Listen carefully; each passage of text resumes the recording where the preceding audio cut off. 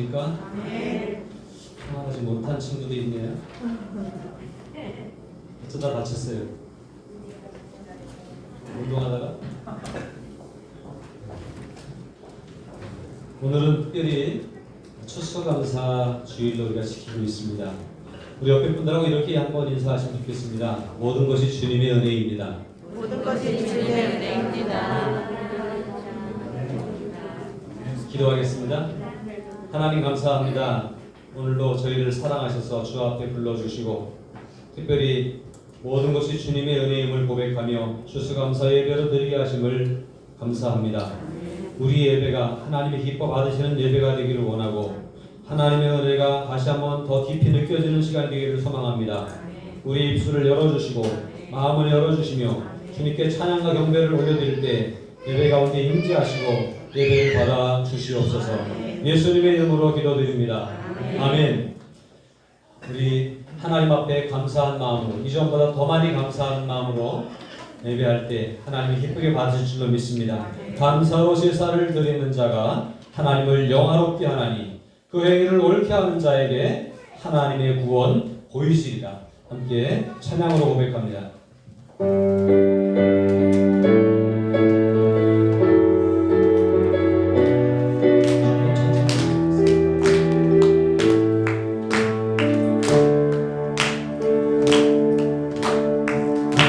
감사로 제사 드리는 자가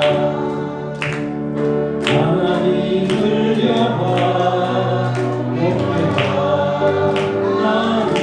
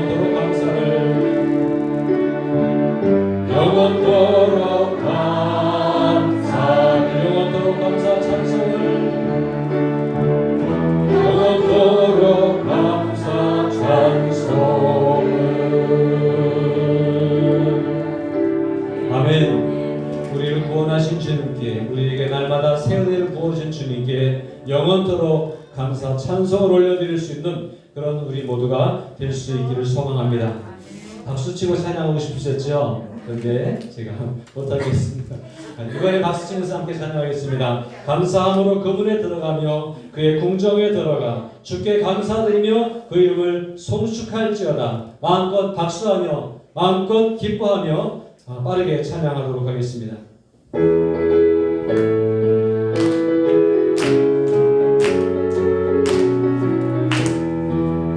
감사함으로 그분이 들어가며 그의 궁정에 들어가 주께 감사드리며 그 이름을 송축할지며. 다시 한번 감사함으로 그분에 들어가며 주의 궁정에 들어가 주께 감사드리며 그 이름을 송축할지며. 한 번 더 하실까요? 감사함으로 그분에 들어가며 주의 궁정에 들어가 주께 감사드리며 그 이름을 송축할지며. 아멘. 주님의 기쁨 내게 임하네. 나 항상 기쁨 안에서 주 찬양. 주님의 기쁨 내게 임하네. 나 기쁜 찬송 주께 드리. 주님의 기쁨 내게 임하네. 나 항상 기쁨 안에서 주 찬양. 주님의 기쁨 내게 임하네. 나 기쁜 찬송 주께 드리네. 조금 더 빠르게 감사함으로 그분에 들어가며 주의 궁정에 들어가 주께 감사드리며 그 이름을 송축할지어다. 주님의 기쁨 내게 임하네. 나 항상 기쁨 안에서 주 찬양. 주님의 기쁨 내게 임하네. 나 기쁜 찬송 주께 드리네. 아멘. 주님의 그 기쁨이 우리 가운데, 찬양 가운데, 예배 가운데 충만하게 임하기를 소망합니다. 아멘이세요? 아멘 하시면 다 함께 박수하며 환영하며 그 기쁨이 나에게 임하기를 소망합니다. 함께 응답을 드리겠습니다. 계속해서 찬양합니다. 역시 박수하며 좀 빠르게 기뻐하며 함께 노래 부르리. 우리 이 기쁨을 주시고 우리에게 은혜와 축복을 베풀어 주신 주님께 기뻐하며 노래 부르며 영광 돌릴 수 있기를 바랍니다.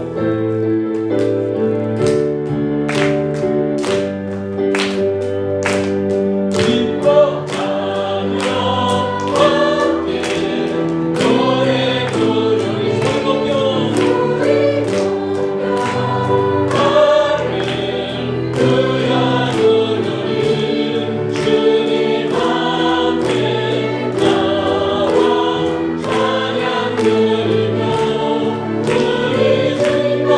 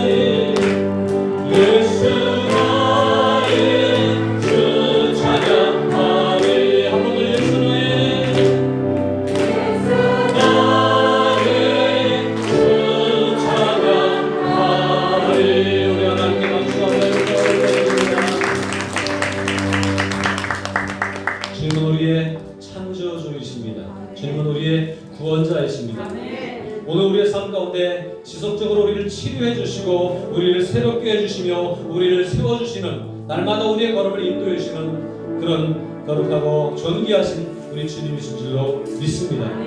그렇게 우리에게 은혜를 베풀어 주신 주님 앞에 우리가 할 수 있는 것 한 가지 있는데, 그것은 감사하며 찬양하며 영광을 올려드리는 것입니다. 그 무엇으로도 갚을 수 없지만, 그러나 우리의 온전한 감사의 찬양으로 그 은혜에 조금이나마 나아갈 수 있는 줄로 믿습니다. 감사해요 주님의 사랑, 감사해요 주님의 은혜. 마지막으로 찬양하면서 다시 한번 우리의 감사의 마음을 주 앞에 온전히 쏟아드릴 수 있기를 주님의 이름으로 축복합니다.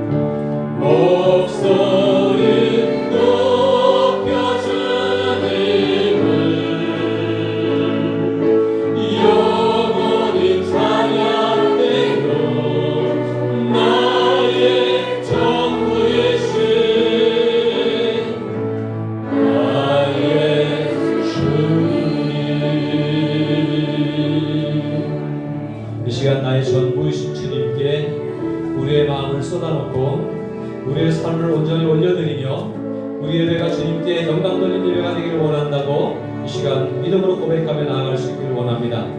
우리가 진정 감사할 때 주님은 우리의 부족하지만 우리를 받아주실 것이고, 주님 앞에 온전한 마음으로 나아갈 때 주님은 우리에게 채워주시고 은혜를 쏟아부어 주실 줄로 믿습니다. 주님 사랑한다고 고백할 수 있기를 바랍니다. 진심으로 주님께 감사의 고백을 드릴 수 있기를 바랍니다. 주님이 우리의 부족함을 아시지만 우리를 그대로 받아주시기를 원해서 주님 우리를 받아주옵소서.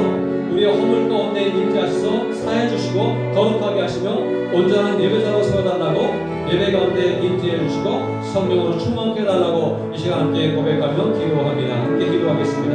하나님 아버지 감사합니다. 오늘도 저희를 거룩해 주시고 주 앞에 세워주시니 감사합니다. 주 앞에 나온 저희들이 부족하지만 있는 모습 그대로 주 앞에 드려주기를 원합니다.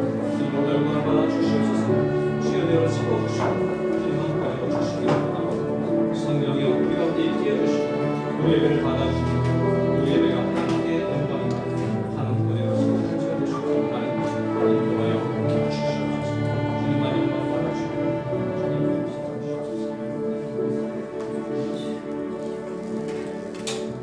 계속해서 기도합니다. 우리를 대표해서 최경옥 집사님 나와서 기도해 주시겠습니다. 만유의 주제시며 존귀와 영광을 받으시기에 합당하신 하나님 아버지, 거룩하고 복된 날을 허락하시어 예배의 자리로 인도하시니 감사드립니다. 우리의 삶을 인도하시며 날마다 지켜 보호해 주시는 하나님의 은혜에 감사하며 이 시간 온 마음과 정성 다해 찬양과 예배로 영광 올려드리오니 주님 기뻐 받아 주시옵소서. 사랑하는 주님, 오늘은 특별히 추수감사주일로 지킵니다. 지나온 나날들을 되돌아보면 모든 것이 주님의 은혜요 감사인 것을 다시 한번 깨닫습니다. 올해 참으로 어렵고 힘든 상황 가운데에서도 지금까지 우리를 지키시고 우리 교회와 가정에 베풀어 주신 한없는 하나님의 은혜와 축복하심에 감사드립니다. 날마다 주께 감사하며 주 안에서 기뻐하며 주님 뜻 따라 살아가는 삶이 되도록 인도하옵소서. 들판의 곡식들이 무르익어 추수하는 이 풍요로운 계절에 주의 은혜에 감사함으로 여기 모인 저희들에게 성령의 충만한 은혜를 부어주시고 영혼구원의 풍성한 열매가 우리 삶 가득히 넘쳐나도록 인도하옵소서. 모든 것이 주의 은혜임을 알면서도 우리는 때때로 주신 것에 만족하지 못하여 불평하며 또 세상 풍파에 낙심하며 살아갑니다. 세상 일에 바빠 주님을 잠시 뒤로하며 살기도 하고 주의 일보다 세상 일에 더 마음을 쏟고 더 열심을 내며 살아가는 어리석고 연약한 저희들임을 고백하며 회개합니다. 주님, 우리에게 공유를 베푸사 용서하여 주시옵고 이 시간 말씀 가운데 새롭게 변화될 수 있도록 인도하옵소서. 세상에 허탄한 것을 쫓는 어리석은 모습이 아니라 완전하신 주님을 따라가며 말씀으로 담대히 승리하며 살게 하옵소서. 교회를 사랑하시는 주님, 올해 코로나 감염병으로 인해 함께 모여 예배드리기도 또 성도 간의 교제를 나누기도 참으로 어려웠지만 그럼에도 우리의 마음만은 주님 안에 더 떠나지 않게 하시고 흩어지지 않게 하여 주심을 감사드립니다. 우리 푸른마을 교회가 한마음 한뜻이 되어 주님의 일에 더욱더 쓰임받는 교회와 온 성도들이 되게 하옵소서. 하나님의 사랑을 세상과 나누고 가정과 직장과 우리 이웃과 우리 삶 가운데 예수 그리스도의 향기를 드러내며 복음을 전하기에 주저하지 않는 저희들이 되도록 도와주시옵소서. 특별히 주님, 2주간의 전교인 릴레이 기도회를 통해 주님의 사랑과 은혜를 충만히 부어주심에 감사드립니다. 시간마다 마음을 다하여 간절히 올려드린 우리의 기도를 주님은 들어주신 줄 믿습니다. 우리 교회 공동체와 가정과 나라를 위한 기도와 하나님이 찾으시는 그 한 영혼을 위한 구원의 기도를 주님은 들으셨는 줄 믿습니다. 그리고 이제 주께서 일하시고 역사하심으로 기도의 풍성한 열매를 이루어 주실 줄 믿기에 감사드립니다. 날마다 기도로 승리하며 말씀으로 지혜롭게 살아가는 저희들 되도록 인도하옵소서. 주님, 이 나라 대한민국을 긍휼히 여겨 주시옵소서. 아직도 끝나지 않은 코로나 감염병의 두려움으로부터 속히 벗어나게 하여 주시고 평안한 일상을 회복할 수 있게 하옵소서. 대통령과 정치 지도자들에게 하나님을 두려워하는 마음을 주시고 지혜와 명철을 더하시어 진정 나라와 국민을 위한 상식적이고 올바른 정책을 세워 펼쳐나갈 수 있도록 도와주시옵소서. 이 땅 곳곳에 주님의 핏값으로 세우신 교회들을 붙드사 교회로서의 사명을 잘 감당하게 하시고 이 땅 가운데 빛과 소금의 역할을 능히 감당함으로 살아계신 주님을 온전히 증거하는 교회들이 되게 하옵소서. 각 교회마다 세우신 영적 지도자들을 하나님의 권능으로 붙드시어 맡겨진 사명과 사역을 감당하시기에 조금도 부족함이 없도록 인도하옵소서. 이 시간 하나님의 말씀을 대언하시는 목사님들 영육간의 강건함으로 지켜주시고 성령의 권능으로 붙드사 말씀을 선포하실 때 우리의 듣는 귀가 열리고 깨달음으로 우리의 영이 새롭게 되어 세상을 넉넉히 이기며 나아가게 하옵소서. 이 시간 성가대의 찬양을 기쁘게 받아주시고 예배를 위해 수고하는 모든 지체들에게 크신 은혜 주시기를 원하오며 길이요 진리요 생명신 우리 주 예수 그리스도의 이름으로 기도드립니다. 아멘.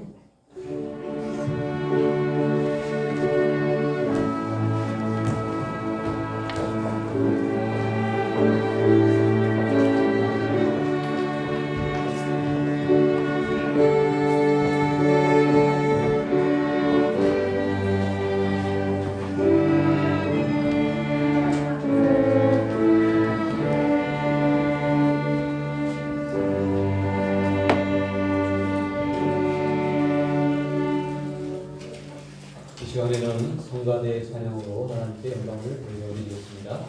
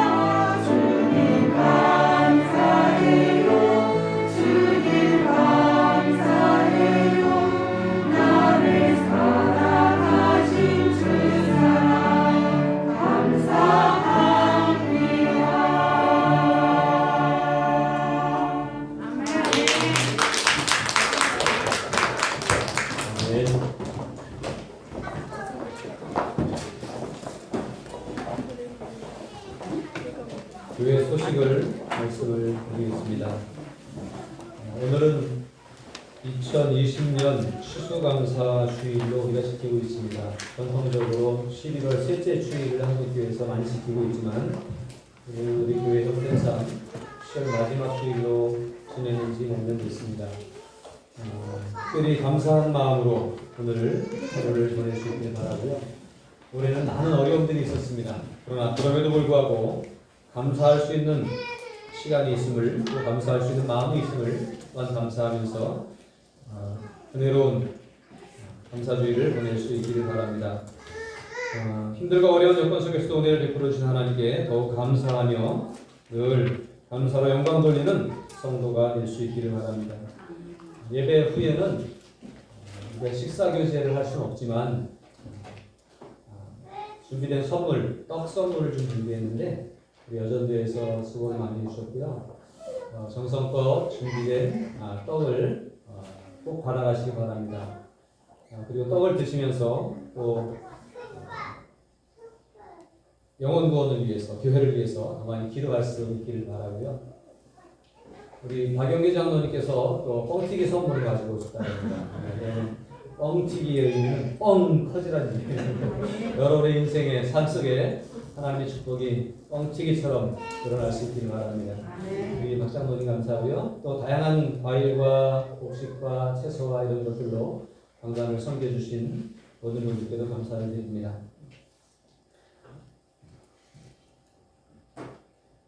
코로나19 감염병이 아직도 수그러들지 않고 있습니다. 그러나 제가 늘 부탁을 드리는 것은 너무 두려워할 만한 것은 아니다. 요즘에 이제 이 코로나에다 더해서 독감뿐만 아니라 독감 주사까지 우리를 두렵게 하고 있습니다. 끊임없이 우리를 두렵게 하는 요인들이 많이 있지만 그러나 주님이 주는 믿음의 담대함으로 모든 역경들을 잘 헤쳐나갈 수 있기를 바라고요. 조심을 해야 됩니다. 그래서 개인 인생을 철저히 하시고 제 생각에 마스크 잘 쓰고 손 잘 씻고 또 외출할 때 정말 청결하게 하고 이렇게 하면 독감이 아니라 독감 할아버지라도 우리 주변에 못 올 것 같아요. 그러니까 잘 조심하면서 이 겨울을 또 잘 지나갈 수 있기를 바랍니다. 1년 1독 성경 읽기 이번 주에는 마가복음 13장부터 16장 그리고 누가복음 1장부터 24장까지 함께 해 주시기를 바랍니다. 지난 2주간 동안 전교인 릴레이 기도회에 동참해 주신 모두에게 감사를 드립니다. 시간마다 나와서 자리를 지켜주시고 기도로 하나님께 나아갔던 여러분들의 그 간절한 기도가 나라를 살릴 것이고 가정을 살릴 것이고 교회를 세울 것입니다. 또 우리가 잊어버리지 않고 품고 기도하는 그 영혼들이 주님 앞에 돌아온 날이 오늘은 아니지만 우리 안에 펼쳐지게 될 줄로 믿습니다. 릴레이 기도회는 끝났지만 바라기는 하루 한 번 정도 1시간도 좋고 30분도 좋고 아니면 바꾸면 10분도 좋고 예배당에 나와서 함께 기도할 수 있고 또 여건이 안 되고 시간이 안 되거나 거리가 멀어서 못 나오는 분들은 교회를 사랑하는 마음으로 또 이렇게 릴레이 기도회를 했던 것처럼 그런 마음으로 늘 하나님께 기도하는 시간을 올려드릴 수 있으면 좋겠다 그런 생각을 합니다. 그래서 릴레이 기도회는 끝났지만 개인적으로 지속적인 기도가 하나님 앞에 올려지기를 주님의 이름으로 부탁을 드립니다. 이 기도는 우리의 신명을 살리고 또 우리의 신앙생활을 더 활기차게 해줄 것입니다. 그러므로 기도 생활에 열심을 내주시기를 부탁을 드리겠습니다. 기도할 때에 목회자를 위해서 기도하는 것도 교회 공동체 속에서 잊지 않으셨으면 좋겠어요. 왜냐하면 제가 잘 돼야 되기 때문이 아니라 목회자가 강건해야 여러분이 복을 받기 때문에 목회자를 위해서 사랑하는 마음을 많이 기도하는 분은 제 얼굴을 볼 때마다 또 제가 선포한 말씀을 들을 때마다 갑절로 은혜가 될 줄로 믿습니다. 그래서 많이 기도해 주시기 바랍니다. 목회 현실이 쉽지 않고 이 시대가 목회자들을 많이 공격하는 그런 시대가 되어져 있습니다. 그런 때에 넘어지지 않도록 또 흔들리지 않도록 여러분이 기도해 준다면 주님 부르시는 그날까지 담대하게 복음 사역을 감당할 수 있게 될 줄로 믿습니다. 위에서 기도해 주시기를 부탁드립니다. 대학 수능 수시 전형의 응시 성시한 김재희 학생 또 장은정 학생을 위해서 계속 기도해 주시고요. 이제 수시가 하나씩 발표가 되고 또 면접을 봐야 되고 여러 가지 과정들이 있습니다. 그 과정 가운데 담대하게 그리고 주님을 의지하는 마음으로 감당할 수 있도록 위해서 기도해 주시기 바랍니다. 당사자들은요 하나님의 인도하심이다 생각하면 돼요. 이리 인도하심이 이쪽이 하나님의 인도하심이고 저쪽이 하나님의 인도하심이에요. 내가 가고 싶은 길이 있지만 하나님의 인도하시는 길이 좀 다를 수도 있습니다. 그러므로 담대하게 그 모든 환경 가운데서 잘 감당할 수 있기를 바랍니다. 초등교원 임용고시 초등학교 교사가 되기 위해서 4년을 공부를 마쳤는데 맞춰가고 있는데 이제 임용고시를 봐야 교사가 될 수 있습니다. 그래서 우리 이정은 형제가 11월 7일입니다. 이제 꼭 2주간 남았는데 임용고시를 치릅니다. 경쟁률로 따지면 얼마 안 되는데 다 비슷비슷한 사람들이기 때문에 하나님이 어떻게 인도하실지 모르겠습니다. 위에서 기도해 주시기를 바랍니다. 2020년 다니엘 기도회가 11월 1일 다음 주일입니다. 다음 주일 저녁부터 해서 21일 동안 저녁마다 모이게 되어 있습니다. 그래서 우리가 이제 여기 스크린도 좀 대형으로 바꾸고 또 은혜 받기를 위해서 준비하고 그럴 텐데 마음으로 준비해 주시고 강사들이 쭉 소개가 되어 있지 않습니까? 평신도 강사들이 많고요. 이번엔 여자 강사들도 참 많은 것 같아요. 이전보다. 그래서 여러분들이 간증 속에서 우리의 신앙생활을 어떻게 해야 되는지 하는 것들을 더 많이 느낄 수 있는 그런 시간이 될 것 같습니다. 가능하면 나와서 함께 했으면 좋겠고요. 8시부터 예배가 시작됩니다. 그 전에 함께 기도하는 시간 한 30분 정도 기도하는 시간이 있고 또 8시부터 예배가 시작되면 9시 반 정도에 말씀이 끝나고 그 다음에 함께 기도하는 시간에서 10시 정도까지 마무리가 됩니다. 그 시간에 힘들겠지만 22일 동안 지속적으로 동참해 주시기 바라고요. 저 뒤에 보면 파란색 이 모양으로 된 그 배너가 있습니다. 이렇게 책상 앞에 세워놓을 수 있는 거. 이제 하나 제가 샘플로 만들어 놨고 나머지는 그냥 펼쳐져 있는데 하나씩 가지고 가셔서 집에서 만들어서 놓고 그 뒤에다가 20일 동안 체크해 가면서 그렇게 함께 해 주셨으면 해서 그렇게 보내왔습니다. 공부해서 보내왔습니다. 여러분 체크하면서 보시기 바라고요. 저항 여기 못 나오시는 분은 집에서라도 유튜브라든지 이런 방송을 통해서 참여할 수 있으니까 꼭 참석하시면 아주 은혜로운 시간이 될 줄로 믿습니다. 일대일 기도회 참석, 출석 확인 이거 오늘 가지고 내셨죠? 아직 안 내신 분들 빨리 내시면 다음 주에는 제가 뭐가 있을 것 같다 그랬잖아요. 그러니까 뭐라도 만들어서 드리도록 하겠습니다. 그리고요, 다니엘 기도에도 20일 동안 빠짐없이 참석해 주시면 또 모르겠습니다. 또 기대해 주시고 적극적으로 참여해 주시기를 바라겠습니다. 매일 성경 11, 12월호가 준비되어져 있습니다. 어떻게 한 1년이 지나간지 모르겠습니다. 이제 거의 막바지로 다다르고 있습니다. 11월, 12월도 더욱더 말씀 가운데 가까이 서는 그런 우리가 되면 좋겠습니다. 저는 이 코로나 시대에 하나님이 우리에게 주시는 뜻이 있다 생각을 합니다. 그것은 뭐냐면 본인이 스스로 믿음을 지키기 위한 노력을 더 열심히 하지 않으면 안 되는 거예요. 그냥 모이기도 쉽지 않고 이게 공동체로 함께 은혜를 나누는 것이 점점 멀어져 가고 있습니다. 그러나 스스로 믿음을 세워가는 일이 참 중요합니다. 공동체를 무시하고 개인적으로 신앙생활하는 것은 아니지만 본인이 말씀 안에서 자신의 믿음을 지켜가지 않으면 안 될 것입니다. 그러므로 더욱 말씀을 가까이 할 수 있는 그런 우리들의 모습이 되기를 바랍니다. 매일 성경을 통해서 말씀을 묵상하고 또 하루 한 번씩 주 앞에 나와서 기도하고 이런 가운데 개인적인 영적 생활을 잘 세워가고 모일 때마다 더 충만한 은혜를 함께 나눌 수 있는 공동체가 될 수 있기를 주님의 이름으로 부탁을 드립니다. 시험을 치르고 있는 이제 수능이나 임용고시는 아니지만 학교에서 내신을 위해서 기말고사를 준비하고 있는 우리 학생들이 있습니다. 열심히 준비해 주시기 바라고요. 수고한 만큼 하나님이 대가를 이루게 하실 것입니다.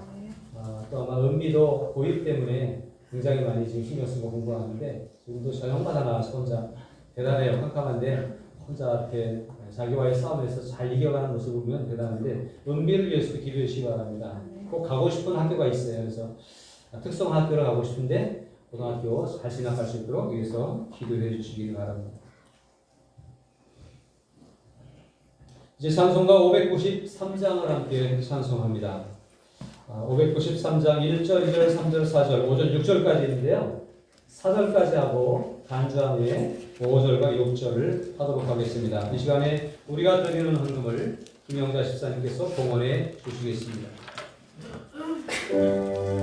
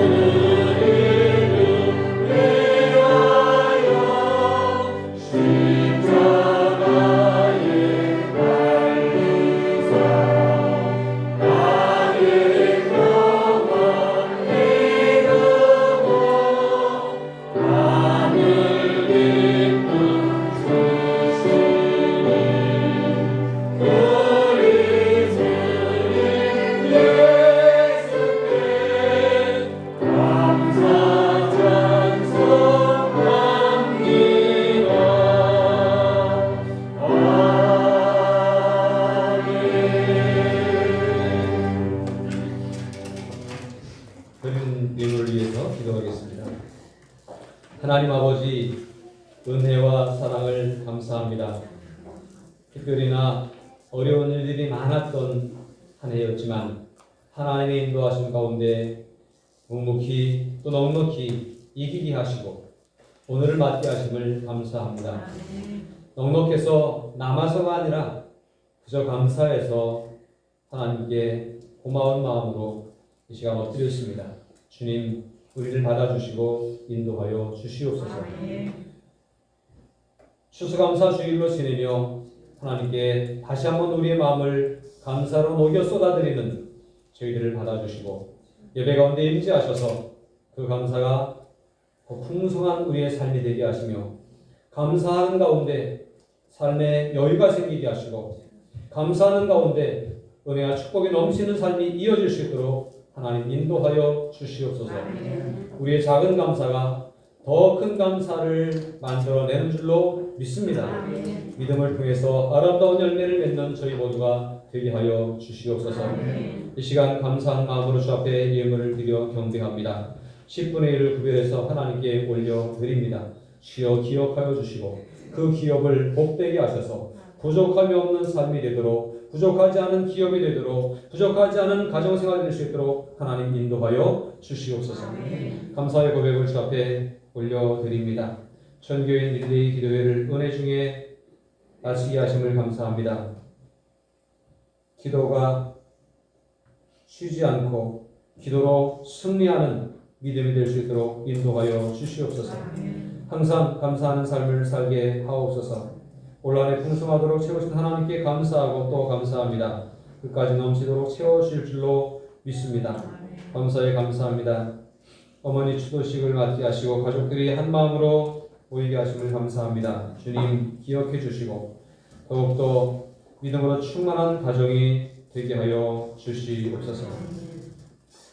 풍년 맞게 하시고 농사를 지켜주시고 또 가정을 지켜주시고 모든 것 가운데 함께 해주심을 감사합니다. 우리가 추수감사주일을 맞이해서 모든 것이 주님의 은혜임을 고백하며 드리는 이 손길들마다 주님 복되게 하셔서 더 풍성한 것으로 채워주시고 함께 해주시기를 원합니다. 선교헌금을 드렸습니다. 비전헌금을 드리며 건축헌금을 드립니다. 컴패션을 위해서 작은 손으로 장학회를 위해서 하나님 앞에 헌신할 때마다 또 어린아이들이 작은 손으로 주 앞에 올려드리는 감사 예물마다 주여 기억하여 주시고 오병이어의 기적 같은 일들이 우리의 손끝에서부터 시작될 수 있도록 인도하여 주시옵소서. 우리가 드리는 이 모든 물질들이 하나님을 기쁘시게 할 뿐만 아니라 하나님의 역사를 이루는 일에 밑거름이 될 수 있도록 인도하여 주시고 드린 것 때문에 작아지고 연약해지는 것이 아니라 드린 것 때문에 마음의 풍성함 때문에 더 여유로워지고 더 풍성해지는 삶이 될 수 있도록 하나님 인도하여 주시옵소서. 오늘도 주 앞에 감사를 쏟아 예배하는 모든 이들에게 예배를 협력하고 돕는 모든 손길들에게 또 강단을 꾸미며 여러 가지 농산물로 올려드리는 손길들마다 주의 은혜와 복을 베풀어 주시기를 간절히 원하옵고 예수님의 이름으로 축복하며 기도하옵나이다. 아멘.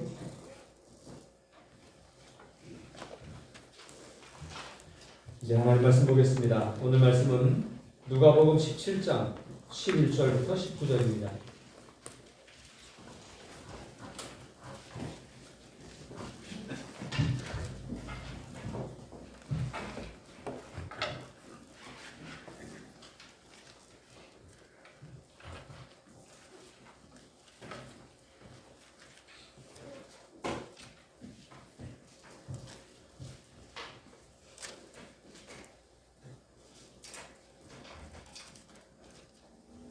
누가복음 17장 11절부터 19절까지 한 목소리로 읽습니다. 예수께서 예루살렘으로 가실 때에 사마리아와 갈릴리 사이로 지나가시다가 한 마을에 들어가시니 나병한 자 10명이 예수를 만나 어원히 서서 소리를 높여 이르되 예수 선생님이여 우리를 불쌍히 여기소서 하거늘 보시고 이르시되 가서 제사장들에게 너희 몸을 보이라 하셨더니 그들이 가다가 깨끗함을 거둔지라 그 중에 한 사람이 자기가 낳은 것을 보고 큰 소리로 하나님께 영광을 돌리며 돌아와 예수의 발 아래에 엎드려 감사하니 그는 사마리아 사람이라. 예수께서 대답하여 이르시되 10사람이가 택함을 받지 아니하였느냐? 그 아홉은 어디 있느냐? 이 이방인 외에는 하나님께 영광을 돌리러 돌아온 자가 없느냐 하시고 그에게 이르시되 그러나 가라 내 믿음이 너를 구원하였느니라 하시더라. 아멘. 오늘 말씀의 제목은 감사하는 믿음입니다. 나병 환자의 아버지라고 불리는 우리나라의 유명한 목사님이 계십니다. 손양원 목사님이십니다. 그분은 나 환자들을 돌보시면서 자신의 생명을 아끼지 않고 정성을 다해 보살피는 그런 분이었습니다. 그러다가 일제강점기에 신사참배 거부로 옥고를 치르기도 했고 그러면서도 정말 사회를 위해서 또 특별히 소외된 사람들을 위해서 헌신했던 정말 모범적인 그 시대의 영적인 훌륭한 지도자였습니다. 이렇게 헌신했고 충성을 다했고 주님을 위해 수고했는데 그에게 들려왔던 기보가 하나 있습니다. 1948년 10월 어느 날에 여순 사건, 여수 순천 반란 사건이라고 그러죠. 요즘 우리나라가 이념 갈등이 굉장히 심한데 지금은 그냥 이렇게 말로 갈등하지만 옛날에 막 총을 들고 싸웠거든요. 잡아 죽이고 죽창으로 찌르고 이런 일들이 있었거든요. 이런 가운데 그 반란 사건에 사랑하는 두 아들이 반란군에 의해서 총살을 당합니다. 이 비보를 접하게 된 이 손양원 목사님이 여러분 같으면 어떻겠습니까?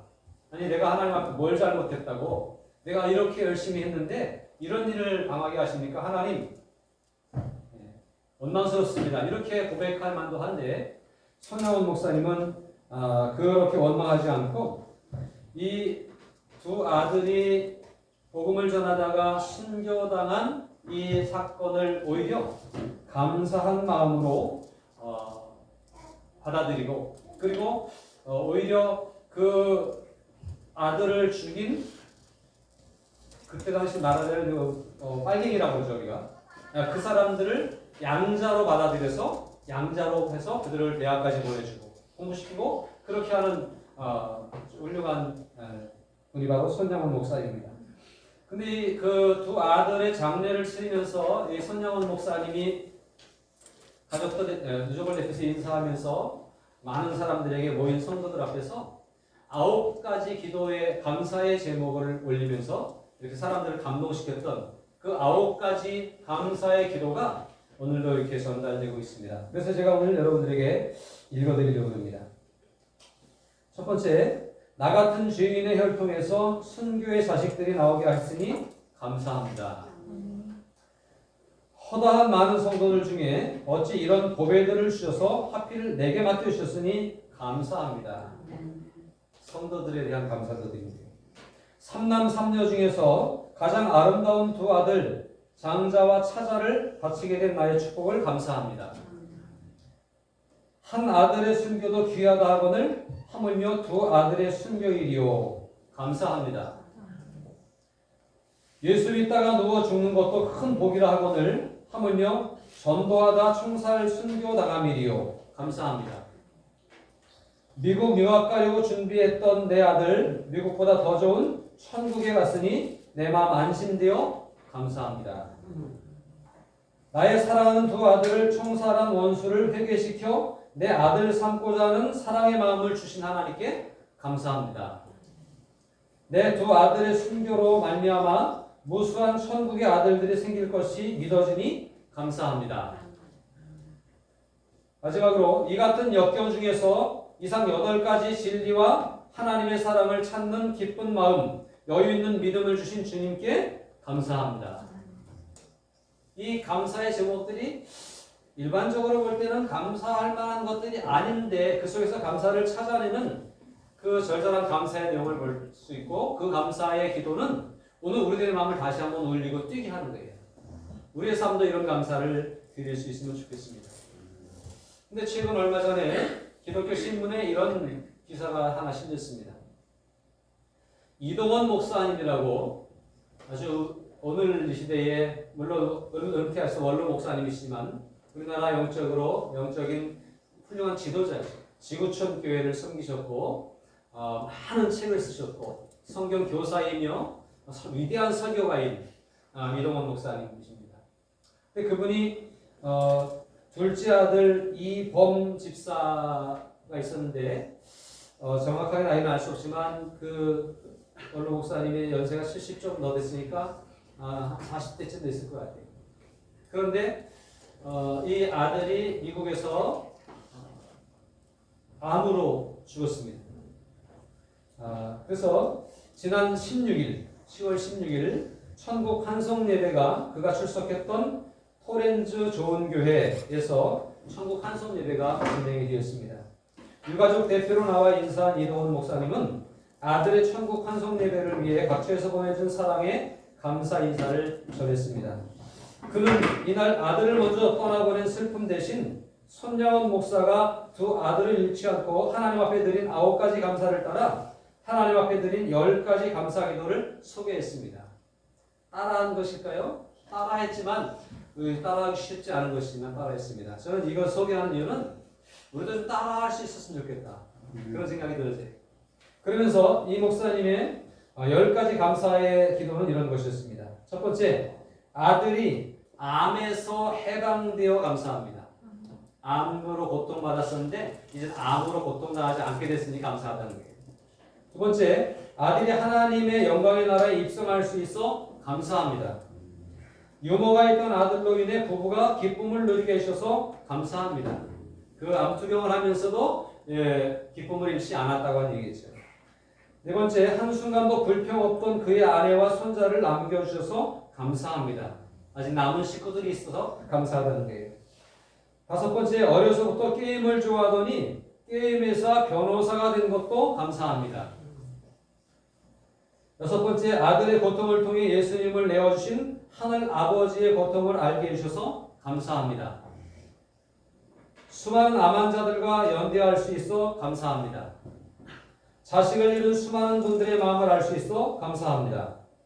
전 세계 수많은 중보 기도자들과 함께 할 수 있어 감사합니다.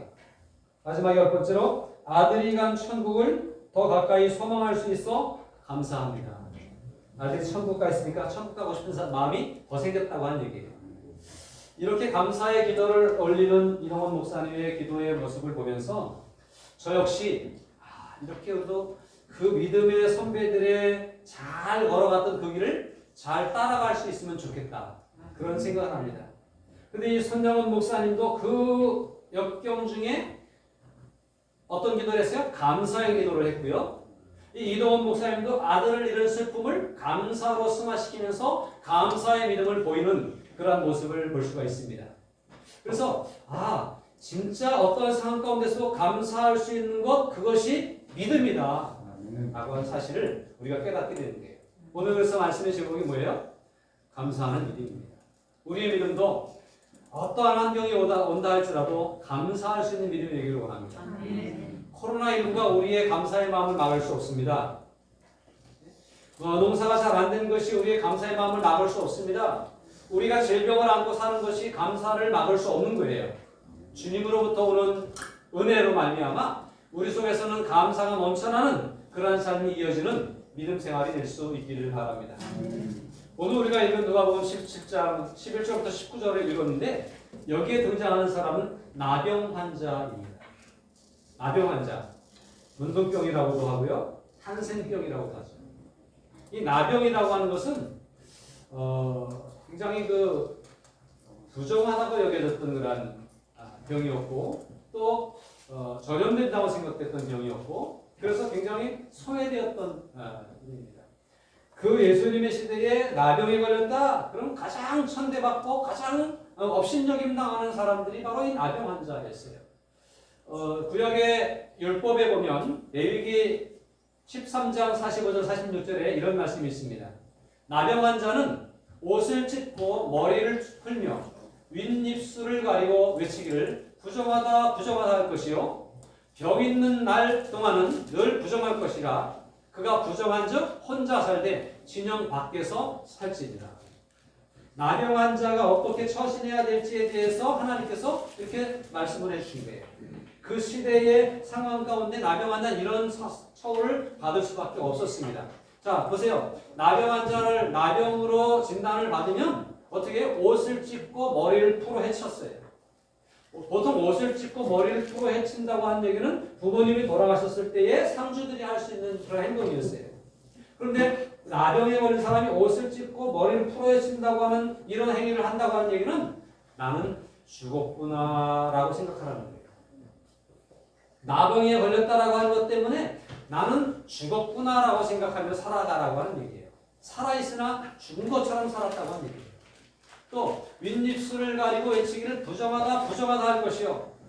입술을 가리면서 부정하다 부정하다 사람들이 다가오면 부정하다 부정하다 외치는 거예요. 난 부정하니까 가까이 오지 말라는 얘기예요. 나 부정하니까 나와 가까이 나도 부정하니까 가까이 하지 말라는 거예요. 내가 부정함을 알려야 되는 거예요. 코로나에 걸린 사람이 코로나에 걸린 것을 알려야 되잖아요. 그렇지 않습니까? 그것처럼 부정함을 알려야 되는 의무가 있었던 거죠. 그러면서 병 있는 날 동안 부정할 것이며 그는 혼자 살아야 됐고 진영 밖에 살아야 했어요. 집에서 같이 살지 못했어요. 지금 코로나19는 집안에서 있을 수는 있어요. 물론 자가격리를. 그런데 이 나병 환자는 그때도 2m 거리두기를 했다는 거예요. 그래서 2m 아무리 가까운 가족이라도 가까이 할 수 없는 거예요. 그래서 거리두기가 필요했고 완전한 격리가 필요했던 사람들이 바로 이 나병 환자들입니다. 오늘을 살아가고 있는 우리들의 현실 속에서 지금 굉장히 거리두기가 익숙해져 있고 마스크 쓰기가 몸에 배어져 있는 그런 상황, 또 격리되고 단절되고 비대면이 일상화되어져 있는 상황 속에서 오늘 우리들의 현실이 나병 환자와 같은 현실이 아닌가 하는 생각도 한번 해봅니다. 여러분, 사람이 산다고 하는 것은 부딪히며 사는 거예요.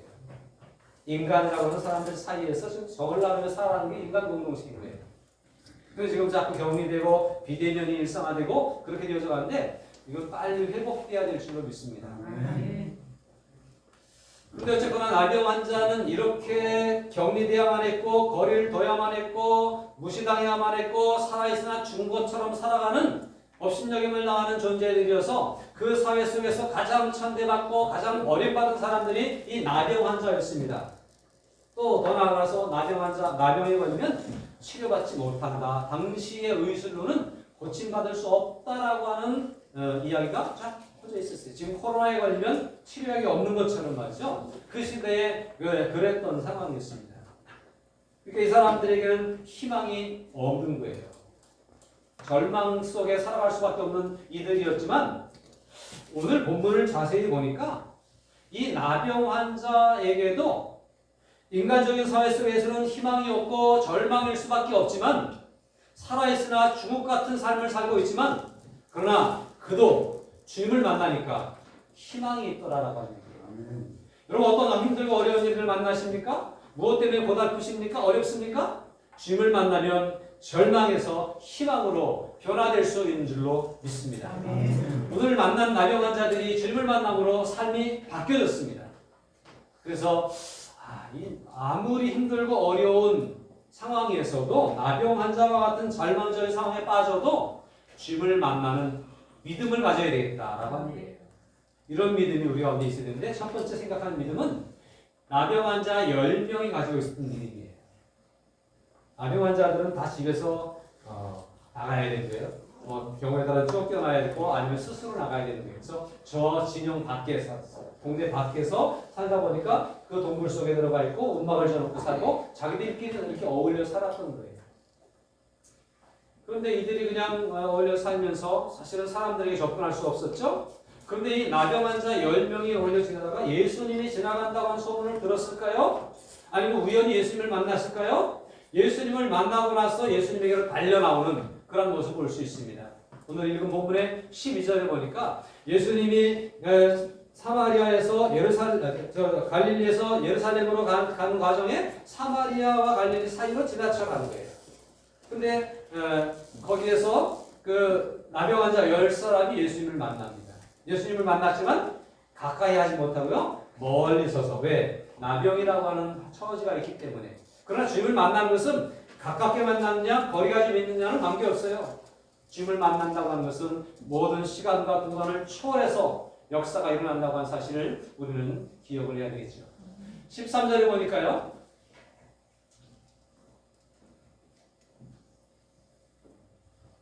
소리를 높여 이르되 예수 선생님이여 우리를 불쌍히 여기소서 라고 외칩니다. 나병 환자들이 사람을 만나면 사실 피해주는 것이 예의였고 일상이었어요.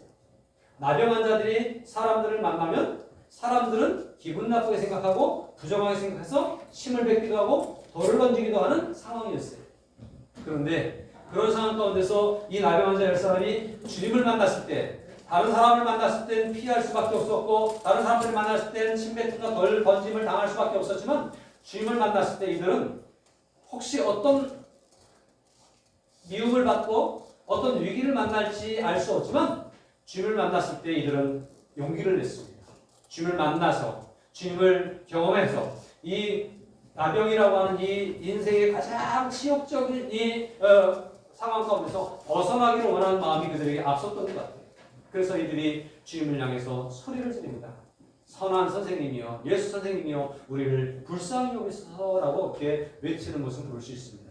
여러분 이 나병 환자 10사람의 믿음은 시대와 상황과 환경을 초월해서 적극적으로 주님 앞에 나아가는 이런 적극적인 믿음인데요. 우리가 믿음 생활하면서 이런 적극적인 믿음이 필요합니다. 말씀을 가까이 하시기 바랍니다. 기도로 주님께 나아가기를 힘쓰시기를 바랍니다. 예배를 빠지지 않겠다고 하는 적극적인 신앙의 자세가 필요한 거예요. 이 모습 속에서 하나님의 역사는 일어난다고 하는 거예요. 내 절망적인 상황은 변화된다고 하는 거예요.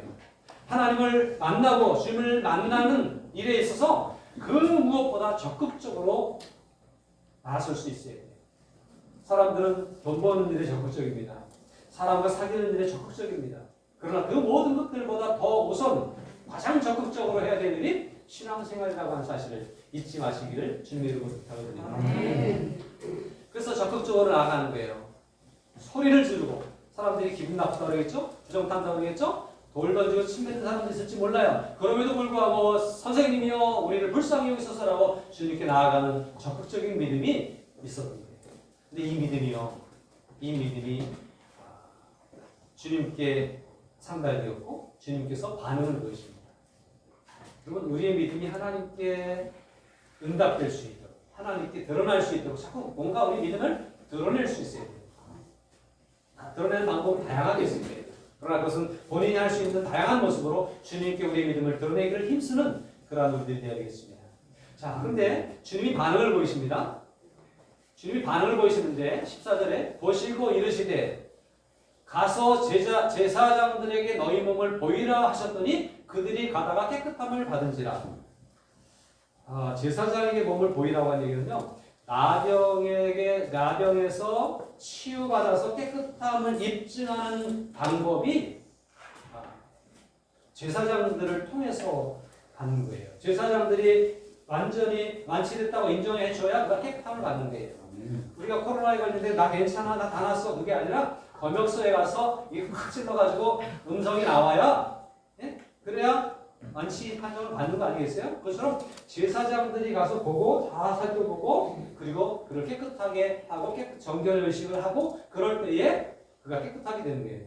그러니까 그런데 예수님이 이제 제사장들에게 가서 몸을 보이고 나음을 입으라고 이렇게 얘기하는 거예요. 이 말씀을 듣는데 여러분 저는 이 대목을 보면서 이런 생각을 했어요.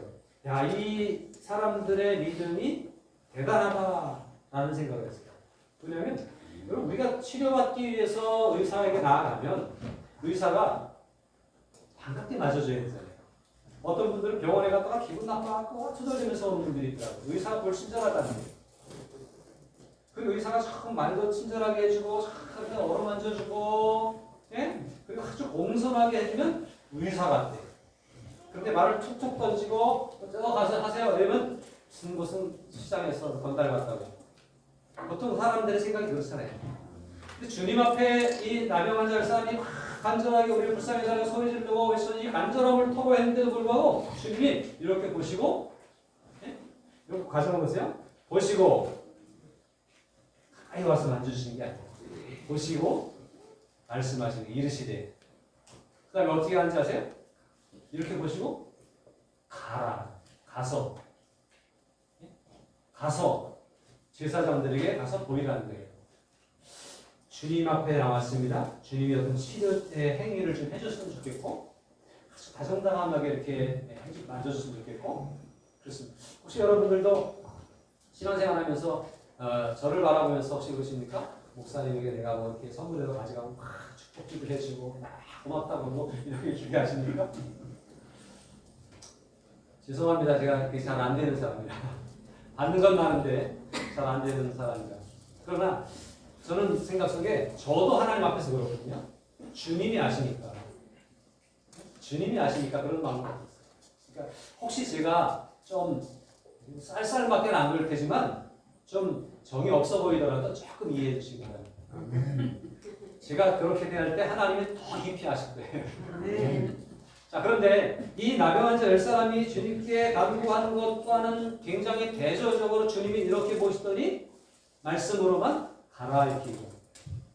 이게 가지겠어요? 어떤 사람들은 나를 고쳐주지 아니하시며 이렇게 매달리지 않겠어요? 야곱이 이스라엘이 되는 과정에서 내게 축복하지 않으면 안 되겠습니다. 환도뼈를 쳐서 이게 팔걸이 될 만큼 두드려 맞으면서도 안 놓은 거예요. 축복하지 않으면 안 가겠다고. 우리가 기도는 이렇게 해야 된다고 생각하잖아요. 그런 마음을 가지고 하나님 앞에 나와서 예수님 앞에 나와서 요청을 했는데 주님이 이렇게 보시더니 가라는 거예요. 어디로 가라는 거예요? 제사장에게 와서 내 몸을 보이라는 거예요. 그 말이 제사장에게 가서 보이라고 하는 얘기는 나을 것이라고 하는 얘기거든요. 근데 지금은 나았어요? 안 나았어요? 아직은 안 나왔거든요. 그런데 가라는 거예요. 발이 안 떨어질 것 같은데 이 사람들이 그 뒤에 보니까 그들이 가다가 우리가 순종하고 갔다는 거예요. 그러니까 예수님이 이렇게 보신 것만으로도 은혜를 느낀 거예요. 말씀하신 것만으로도 축복을 느낀 거예요. 그리고 가라는 말씀에 순종해서 갈 수 있었어요. 그게 믿음이었던 거예요. 대단한 믿음이죠. 그럼 열왕기하 5장에 보면 나만 장군이 나오죠. 나만 장군이 문둥병을 입고 이렇게 있다가 이스라엘에 가면 선지자가 있는데 그 사람은 하나님과 친해서 웬만한 건 다 고쳐주더라 하는 소문을 듣고 선지자에게 왔어요. 많은 재물을 보물을 가지고 선물을 가지고 와서 그 선지자에게 드리려고 그러고 문 앞에 왔어요. 그랬더니 선지자의 집에 도착했는데 선지자가 종을 내보내요. 종을 내보내면서 하는 얘기가 가시오. 가다가 요단강물에 7번 들어갔다 나오면 깨끗해질 겁니다.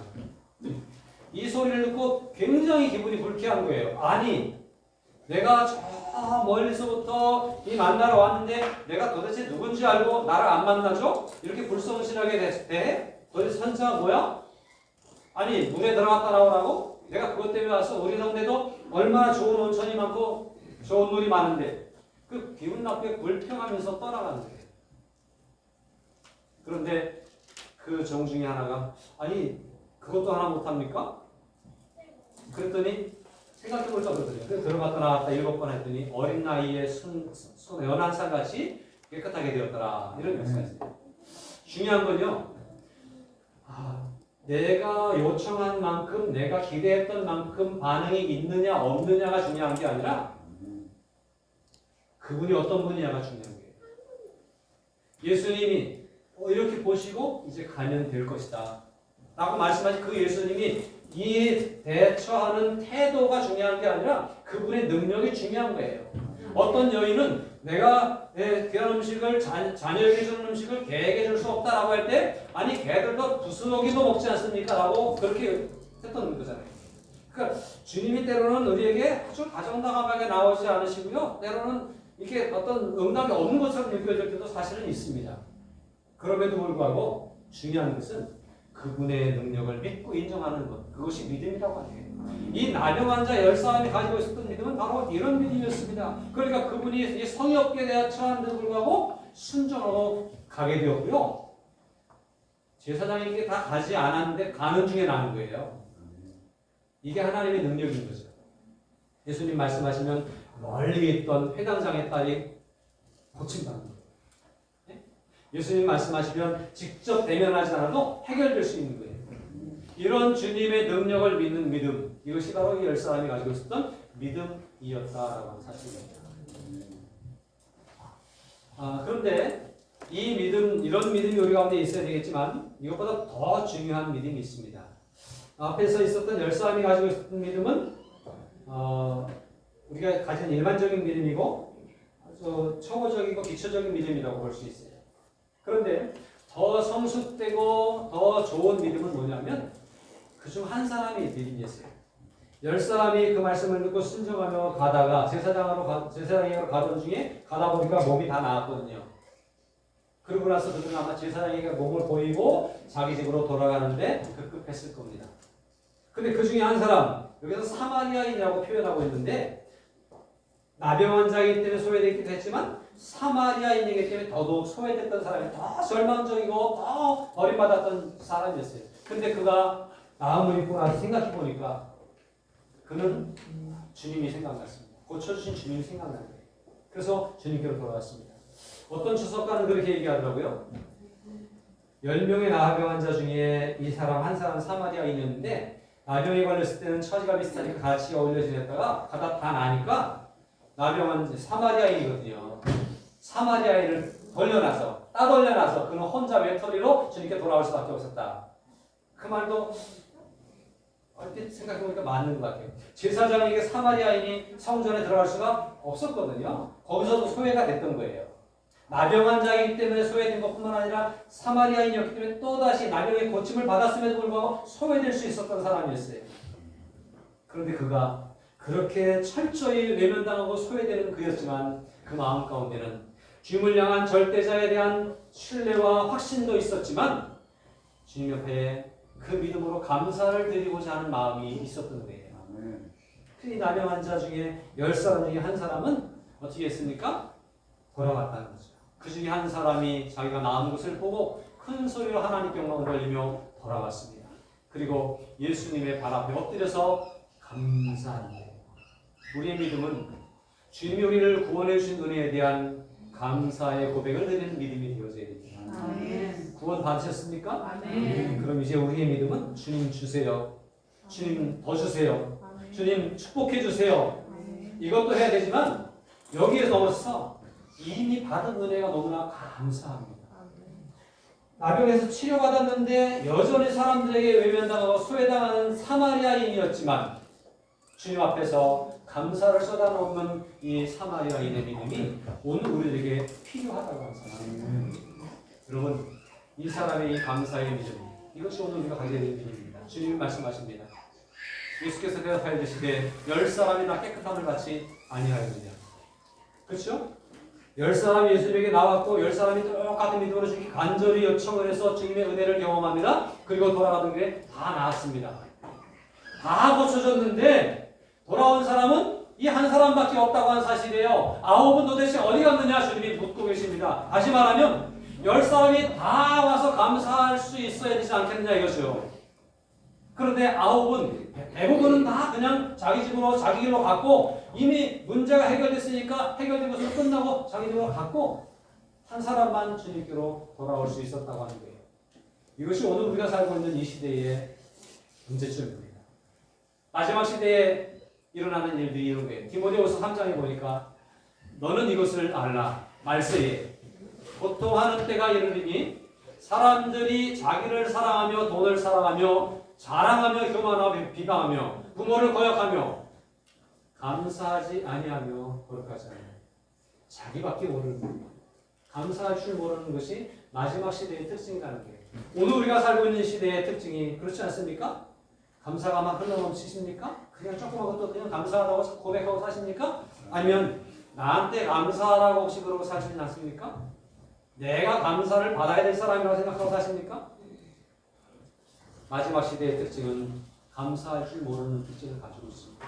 그래서 성경은 로마서 1장에서도 하나님을 아는 사람들까지도 하나님을 알되 하나님을 영화롭게 하지도 아니하며 감사하지도 아니하고 오히려 그 생각이 허망하여지며 미련한 마음이 어두워졌나니 하나님을 아는 사람마저도 하나님을 영화롭게 하며 하나님께 감사하는 일을 잊어버리고 산다는 거예요. 하나님께 받은 은혜를 당연한 것처럼 생각하고 살아간다는 거예요. 그리고 더 많은 것만 자꾸 요청하는 것이 오늘의 특징인 것이죠. 그러나 진짜 믿음은 이미 주어진 은혜, 이미 받은 축복에 대한 감사를 쏟아놓을 수 있는 그런 믿음이 되어져야 할 것입니다. 손영은 목사님의 그 감사의 기도가, 이동원 목사님의 그 감사의 기도가 상황으로 보면 아들을 잃어버린 아픔이 있고 뭐 다 빼앗긴 것 같은 그런 상황이지만, 그러나 그 중에서도 잃어버린 것을 생각하는 것이 아니라 얻은 것, 찾은 것을 생각하면서 오히려 그것을 캐내면서 감사를 쏟아놓을 수 있는 믿음이 이 시대에 필요한 진짜 믿음인 거예요. 아홉은 어디 있느냐라고 물으시는 주님 앞에 우리들이 내가 숨어있고 내가 떠나 있는 모습을 다시 찾을 수 있는 그러한 우리들이 됐으면 좋겠습니다. 아홉은 어디 있느냐? 이 주님의 부르짖음은 아홉이 빨리 돌아오기를 원하시는 거예요. 한 사람에 속하셨습니까? 아홉 사람에 속하셨습니까? 주님이 오늘 아홉은 어디 있느냐라고 우리를 부르실 때에 돌아올 수 있길 바랍니다. 이 아홉은 어디 있느냐라고 하는 이 부름은, 이 찾으심은 마치 에덴 동산에서 죄를 짓고 숲을 속에 숨어있던 아담과 하와를 찾으시는 하나님의 음성과도 같은 거예요. 여호와 하나님이 아담을 부르시며 그에게 이르시되 너희가 어디 있느냐라고 찾으시는 거예요. 왜 찾으시는 거예요? 어딘지 몰라서 찾는 게 아니라 하나님께 나아오기를, 회개하며 돌아오기를 기다리시는 간절함이 이 속에 담겨져 있는 것입니다. 하나님은 모두가 다 구원받기를 원하시고 모두가 다 하나님의 자녀로 넉넉한 감사의 마음을 가지고 살아가기를 원하시는 거죠. 그런데 다 속꼭 숨어 있어요. 죄를 짓고 숨어 있습니다. 감사한 것이 있음에도 불구하고 그것보다 욕심을 찾아 숨어 있습니다. 자기만 생각하며 숨어 있습니다. 그런데 주님은 오늘 말씀하시는 거예요. 아홉은 어디 있느냐? 오늘 우리가 여기 나와 있지만 우리의 마음들은 어쩌면 지금도 시간 가운데 있고 하나님 말씀 앞에 가리워져서 숨겨져 있는지도 모르겠습니다. 이럴 때 우리가 아홉은 어디 있느냐라고 하는 이 음성을 제대로 찾아 들을 수 있는, 열려있는 귀가 되기를 바라고요. 깨어있는 마음이 될 수 있기를 바랍니다.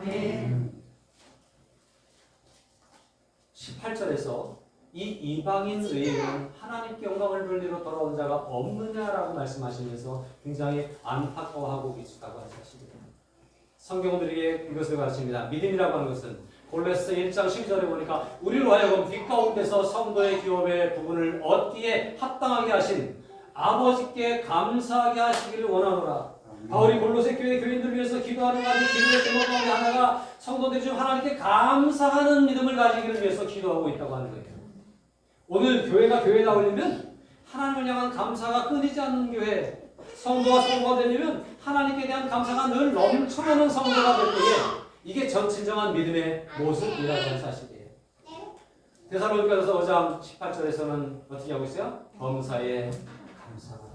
이 범사라고 하는 얘기는 좋을 때도 안 좋을 때도, 행복할 때도 좀 부족할 때도, 건강할 때도 좀 아플 때도, 코로나가 막 우리를 엄습할 때도, 아니면 여기서 해방될 때도, 암에 걸려 있을 때도, 죽었을 때도, 범사에 뭐 하라는 거예요? 감사하라는 거예요. 왜? 그게 믿음이라는 거예요.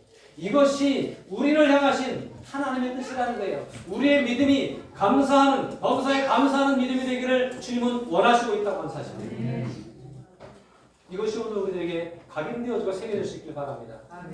원망과 불평과 나만 잘났다고 하는 자존심과 자만심과 교만함에 치우쳐 살아가는 것이 아니라 그저 감사하고 작은 것에 감사하고 모든 것에 감사하고 사람에게도 감사하고 사회 속에도 감사하고 불평과 원망을 잠재우며 감사로 바꿀 수 있는 우리의 믿음이 되기를 오늘 주님은 원하시고 있습니다.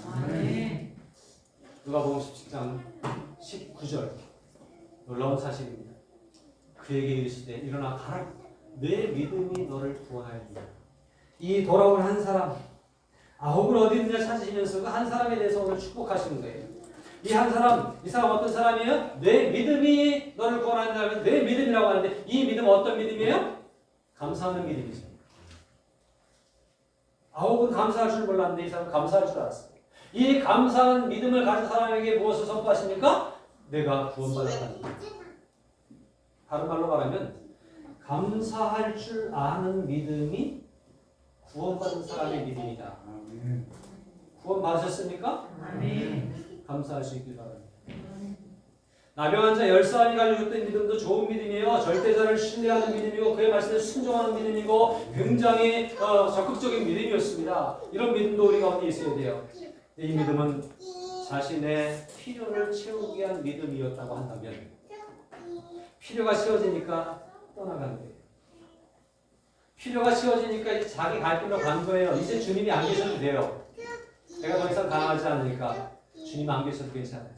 내가 더 이상 병들지 않았으니까 주님이 안 계셔도 괜찮아요. 내가 더 이상 사람들에게 따돌린다 하냐 사람들이 나를 받아주니까 주님이 안 계셔도 괜찮다고 생각하고 떠나가는 사람이 될 수 있다는 거예요. 자기의 필요만을 채우기 위한 믿음이라고 한다면 주님과 상관없는 믿음이 될 수도 있습니다.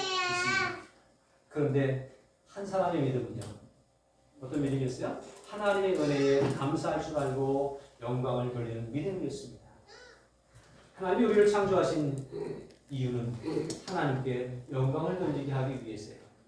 세상에 많은 사람들 가운데 우리를 먼저 구원하신 것은 먼저 예배자가 되기를 원하시고 먼저 하나님께 영광 돌리는 삶을 살기를 원하셔서 우리를 부르신 거예요. 그러므로 우리의 상황과 환경이 열악할지라도 하나님께 여전히 감사할 수 있는 그런 믿음이 우리의 믿음이 될 수 있기를 바랍니다. 우리가 감사할 때 하나님은 우리에게 구원받았다고 선포해 주십니다. 다시 말하면 구원의 확신이 있는 사람에게 범사에 감사해야 된다. 우리의 삶 가운데 예수님 때문에 다른 것 때문에가 환경 때문에가 아니라 예수님 때문에 환경이 좀 열악해도 예수님 때문에 여전히 감사하고 있다고 한다면 우리는 구원받았다는 확신을 가져도 괜찮습니다. 믿음은 감사를 동반한 그리고 하나님께 영광 돌리는 그런 믿음이 되어져야 하는 것입니다. 사랑하는 여러분, 감사가 넘치는 믿음 생활이 될 수 있기를 바랍니다. 내 마음대로 안 풀려도 감사할 수 있기를 바랍니다. 감사가 쌓이면 하나님은 우리에게 더 큰 축복으로 더해 주실 것입니다. 그러므로 오늘 추수감사주일에 다시 한번 내가 뭘 감사해야 되지? 찾아볼 수 있는 시간이 되길 바라고요. 그리고 감사가 입에서 끊어지면 구원과 멀어질 수도 있다고 하는 두려운 마음을 가질 수 있으면 좋겠습니다. 조심스러운 얘기이긴 합니다만 감사가 있는 믿음이 진짜 믿음이라고 합니다. 그러므로 불평과 원망보다는 감사가 끊임없이 이어질 수 있는 그냥 늘 행복해할 수 있는 늘 넉넉한 마음으로 다 이미 받은 것에 대한 넉넉한 마음으로 감사를 쏟아놓을 수 있는 저와 여러분들의 믿음 생활 될 수 있기를 주님 이름으로 축복합니다. 우리 함께 기도하실까요? 한번 돌아보세요. 나는 얼마나 감사했는지, 혹시 감사가 많았는지, 불평과 원망이 많았는지, 혹시 내가 원망했던 것, 불평했던 것 기억나거든 이 시간 주님께 용서를 구하시기 바랍니다. 하나님이 믿음을 주셨는데, 하나님의 은혜를 주셨는데, 내게 복을 주셨는데 감사보다 원망했습니다. 불평했습니다. 용서를 구하면 주님 우리를 용서해 주실 것입니다. 그리고 하나님 돌아보니 주님 때문에 행복합니다. 생각해보니 주님이 나의 전부이십니다. 감사합니다. 그렇게 고백하면서 이 시간 함께 주님께 나아갈 수 있기를 바랍니다. 이 시간이 우리의 믿음이 감사할 줄 아는 믿음, 주님이 찾으시는 믿음 될 수 있기를 바랍니다. 함께 기도합니다. 하나님 아버지 감사합니다. 오늘 저희를 사랑하시고 불러주시고 주 앞에 세워주시니 감사합니다. 말씀 앞에 세워주셔서 감사를 명예하시고 감사를 다시 한번 기억하시고 감사를 수고하고 기대로 다시 세워주시고 우리에게 찾아오는 세상적인 생각들에서 하나님 이길 수 있도록 도와주시고 믿음을 심하게 하여 예수님과 되게 하여 주시옵소서. 감사합니다.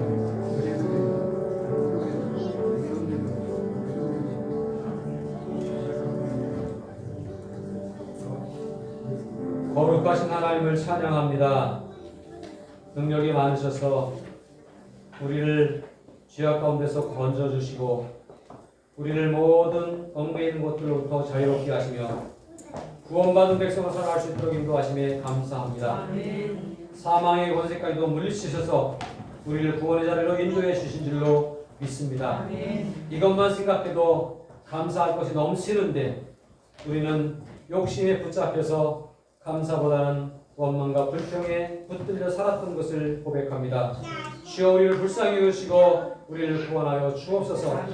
나병한 자들 10사람이 우리를 불쌍히 여겨달라고 부르셨던 것처럼 하나님 오늘 저희들이 감사할 줄 몰랐던 초보 믿음 가운데 붙잡혀 있던 것들을 불쌍히 여겨주시고 우리를 다시 한번 새롭게 세워주셔서 믿음으로 일어설 수 있도록 인도하여 주시기를 원합니다. 돌아와 감사했던 한 사람처럼 감사한 믿음이 되게 도와주시고 범사에 감사하며 하나님께 영광 돌리기를 힘쓰는 저희 모두가 되게 하여 주옵소서. 우리가 감사의 삶을 살아갈 때에 하나님의 구원을 확신할 수 있는 줄로 믿사오니 주여 우리가 구원의 확신을 가진 사람으로서 감사가 쉬지 않고 끊이지 않는 그래서 감사가 우리의 삶을 윤택하게 하고 그 감사가 우리의 삶을 행복하게 할 수 있는 그런 믿음의 삶이 될 수 있도록 도와주시옵소서. 예수님의 이름으로 간절히 기도합니다. 아멘. 일어서서 온전한 믿음으로 주님만 따라가겠다고 하는 고백을 주 앞에 드릴 수 있기를 바랍니다.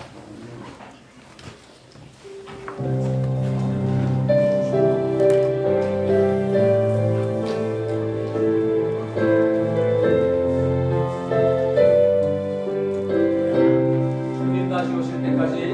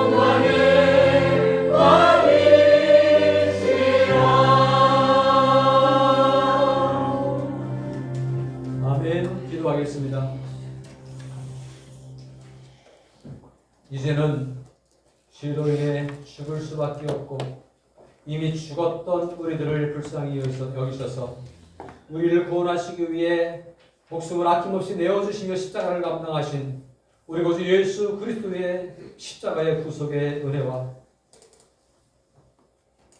흩어져 제갈길로 가는 9사람이 돌아오기를 기대하시며 한 사람 예수님을 우리 가운데 내어주시고 죽게 하신 우리 하나님 아버지의 무한하신 사랑하심과 오늘도 주의 음성을 듣게 하시고 믿음을 가지게 하시며 잃어버렸던 감사를 다시 되찾게 하시는 성령님의 교통하심과 역사하심이 감사하는 믿음을 가지기를 원합니다. 상황과 환경에 따라 불평하는 것이 아니라 우리 안에 주님이 계심을 감사하며 우리를 불러주시고 우리를 기다리시는 하나님의 품을 기대하며 감사하는 성도가 되겠습니다. 다짐하고 작정하는 주의 백성들 머리 위에 우리의 가정 위에 교회 위에 온 땅 위에 이제로부터 영원토록 함께 계시기를 간절히 축원하옵나이다. 아멘.